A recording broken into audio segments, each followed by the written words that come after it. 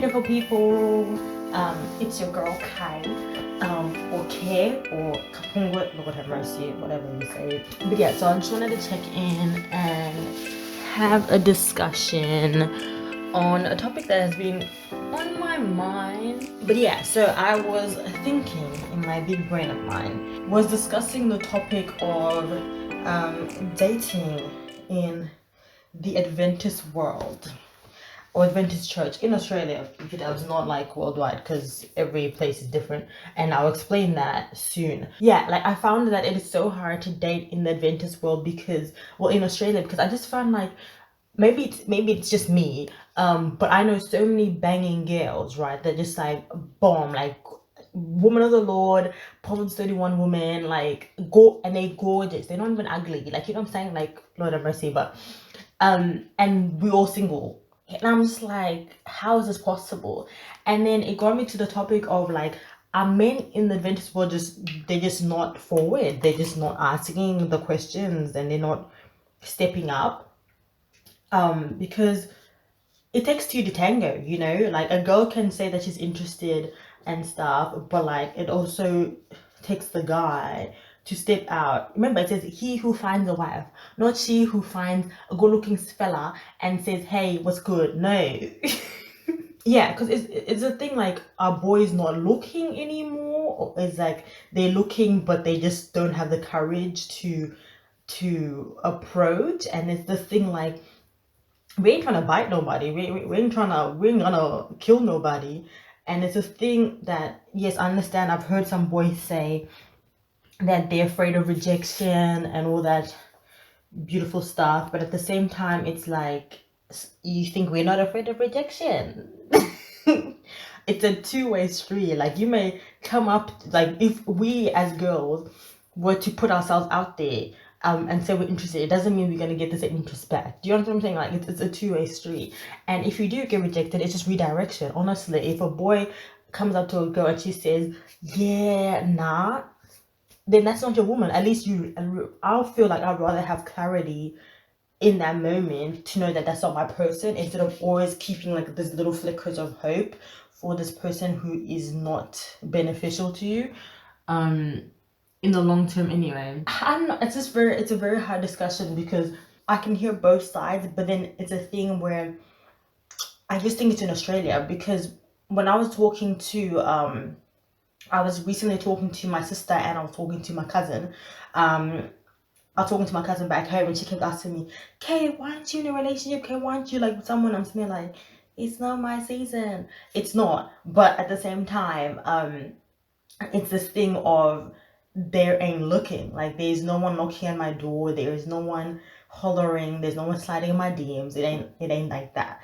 And I was telling her that, she's like, oh, if you were back home, girl, you'd be cuffed. And I was like, yeah, there's probably a reason for that. And I realized talking to her that it's the thing that back home, everyone basically is black. Everyone is the same. Yes, I had to throw the race card in there because it's also an important topic to talk about, and it's heavy. But yeah, so back home, everyone's brown. Everyone probably speaks the same language. Most people are spiritual to an extent back home. So they go to church to some extent. Yeah, and I think it's just easier. I found even when I went back home, it's not like, and the boys were more forward per se, in their approach, and I think that's one of the things. But in Australia, where it's more multicultural, you get different tastes from different oceans, different like areas of the world. I feel like now it's not only the fact that, oh yeah, you're a good God-fearing woman, it's also the fact that, are you my preference? We have to deal with that. We have to deal with the fact that, oh, I may not be someone's preference. It's a thing. Like, homeboys may want a Asian girl, or may want a Caucasian girl, or may want a black, like, you know what I'm saying? Like, everyone's got a preference. Even us girls got a preference, because we got options. So which makes the dating pool a bit harder, because even if you holler at a guy, or you like a guy, you may not be his preference. Even though you've got all the qualities that he wants in a woman, like, you God-fearing, you're a prayerful woman, And then he looks at you and you're like, she's not the one. We have so many barriers stopping us from actually dating and dating well and getting to healthy like relationships. And I think it's just outsider perspectives. Like we're outsider standards. We've taken standards from society, how society views women, how society picks a girl, and have equated that into the church. Like outside, like if I go like in the world, boys are like, oh yeah, like a girl, preference, like she has to have a nice smile, blah blah blah blah. This list. They have a list, a scroll, guys. And now in the church, the boys in the church be doing the same. Instead of looking for qualities of a godly woman, they're looking for qualities of a godly woman with worldly features. You understand? Okay. Vice versa. This can be translated to both girls and guys. It's transversable. If that's even a word. We are doing that a lot, and I've realized even when I talk to guys, I'm like, oh yeah, so what you're looking for in a girl? And they're like, oh yeah, I would like her to be of faith, but it's not like she has to be God-fearing, prayerful. Well, that's not the first top 3 things I get. It's like, oh, she has to be funny, she has to be, my best friend and all that stuff. So it's like, where are our priorities? Like, another thing is I realized it's messy. Okay, dating in Aussie church setting is messy. And I am talking from experience. I've been to other countries. In your conference, you probably only know your conference, or you probably only know your church youth, right? And then when there's youth rallies, whoever you meet at youth rallies is who you meet, or like big camps, right? So that's how it is in other countries. But in Australia, I can know someone, right, in my circle of friends, in my church, and I also know people from 5 other churches in different areas in my state. And then I will also know people in different states.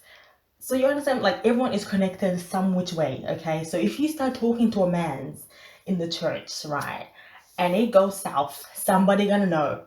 So when you move to another state, guys, they will know your name. It's just one thing, like nobody's information is kept secret. Nobody is in, what's the word? You can't do incognito. It doesn't work. It doesn't work. And that's another fear of mine. Like that's why I always say, by the grace of God, He will give me a man that nobody knows. He will fall from skies and come to my laps. I'm telling you. I cannot have it. I cannot have it. I do not want no one knowing your name. I don't want no one having drama. I don't want to hear, oh yeah, I used to talk to him. Get out. As soon as I hear the sentence, go. Evacuate. Because it ain't me.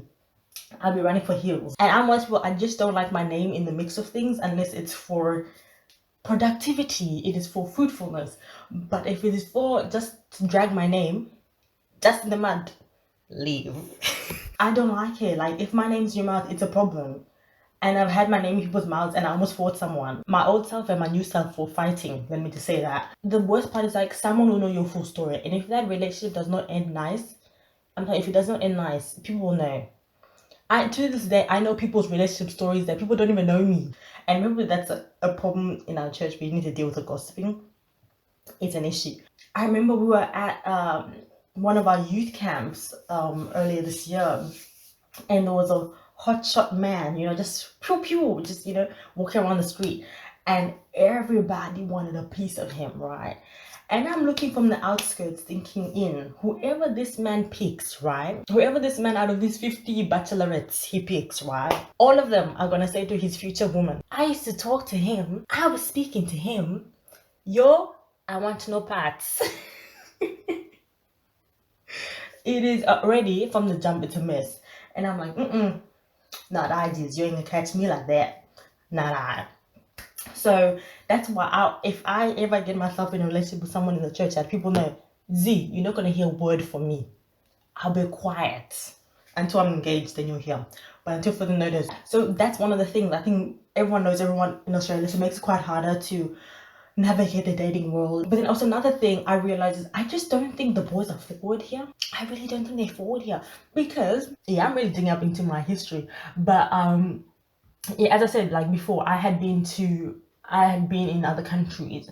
When I was there, I was off the market in a few months. So it doesn't mean that I'm thirsty. It just means the boys were more intentional and how they approached you, which made it more attractive to a girl. Like, you know, like if a man is intentionally searching and looking for you and wants to get to know you, it's a very attractive thing. And I don't find that many maybe it's just, guys, I'm telling you, maybe it's just me, but I have not seen in my 10 years, but in a different country, I'm there for, let's say, less than 4 months, find myself cuffed in a relationship with a great guy. He wasn't even like a knockoff, you know, like it wasn't like faulty appliances. No, no, no, nice guy. And that's what my intentionality, like, more, I think the guys on the other side of the world are a bit braver and just more, they got the game going on. I don't know. I don't know, man. Maybe it's just us. Maybe it's just me. But it can't be just me, because I know girls that are banging, as I said before, that are still single. I don't know what's happening, guys. I don't know. It's like, what do they want from us? Do they want us to? I don't know. But then it also got me thinking, maybe not. Okay, because I know from my perspective that girls are asked quite often, oh, do you have a boyfriend, or who are you seeing? Is there any boys in the church that you like? Girls are grilled probably more than boys on who they be looking at and who they're interested in, or what's going on in the relationship. Like, I have those questions all the time. I'm sitting there like, well, I can't just be happily single. It's a problem. But yeah, like, I find like girls are more geared to the questions and preparation. So girls are prepared from, either if it's in your own household, where your parents will bring you up to be a good woman, to be a productive woman, and ultimately a good wife. And it's always a goal for a woman to, I'm not saying a goal, but it's always a desire for women to be a wife, a mother. Like, it's just one of those things. And even in the church, you will hear it from other like moms talking to like the young adult woman or the teenage woman, like, oh, one day you'll be us, or one day you'll be a mom. But you never hear it from boys. Well, I've never seen it or heard it from the boys, like the fathers in the church or the men in the church talking to the young adult men, saying, oh yeah, you need to be to groom them up to be a better man, and aspire for marriage and aspire to be a husband. I think the main thing for them is to aspire just to be a good godly man, which is great and all, but you gotta lead a family household. I just feel like boys aren't groomed necessarily, even it might be in their house but not in the church, and they're not talked about that much in the church to become good godly husbands. It's great to be a good godly man. But yeah, and I know it's not that I know boys are not interested in it. I just don't think that it's drilled more into them than it is into girls. So I feel like we have more girls in the church that are wife material, and more girls that want to be a wife, whereas we have less boys who are wanting, I'm not saying wanting to be husband, but less boys that are husband material.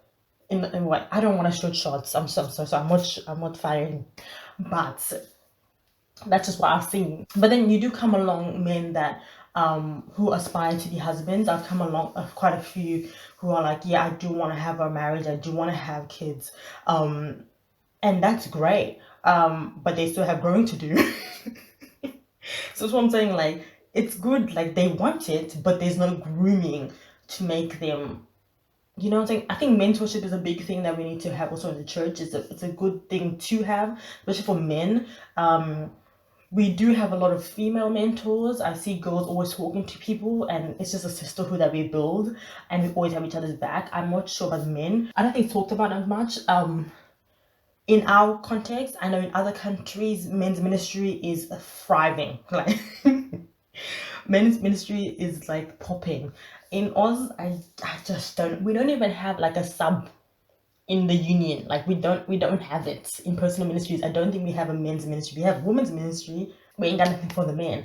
So the people that we as women are expecting to lead us and to pursue us are not getting they're not getting fed. They're not getting groomed to be the men that we want them to be. So then how are we gonna get? I ain't gonna be single forever. I don't want that. Get it together, man. But yeah, so it's really hard. There's a lot of loopholes and things that are missing in order to make dating seamless. Not seamless, but easier in the church. And I find that we are the only solution. Like us as people are the only solution to make it better. But yeah, it was something that was really bothering me. Not bothering me per se, just it was on my mind, because I was like, looking back, I'm like, there's so many people I know who should be in good, healthy, flourishing relationships, and they're still single. And why I think it's only an Adventist thing is because I have friends in different denominations, and every single second I'm hearing, oh yeah, my friend, she's dating, or my friend is just got engaged, my friend. I was like, yo, what's happening in your church that's not happening in my church? Intentional pursuit, that's what's happening in her church. The men in her church know what they want, they know what they're after, they've got mentors, they've got leaders who are there for them throughout the whole process. And I was like, dang, like, if I was in that church, guys, but hey, we in the SDA church and we love it. By the grace, we love it.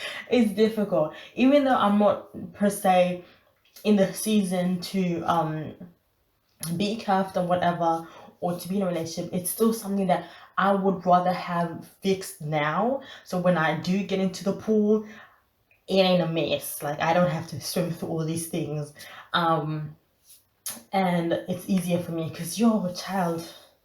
I'm telling you, just fly him down. Just fly him from a different continent, different country. I don't care at this point.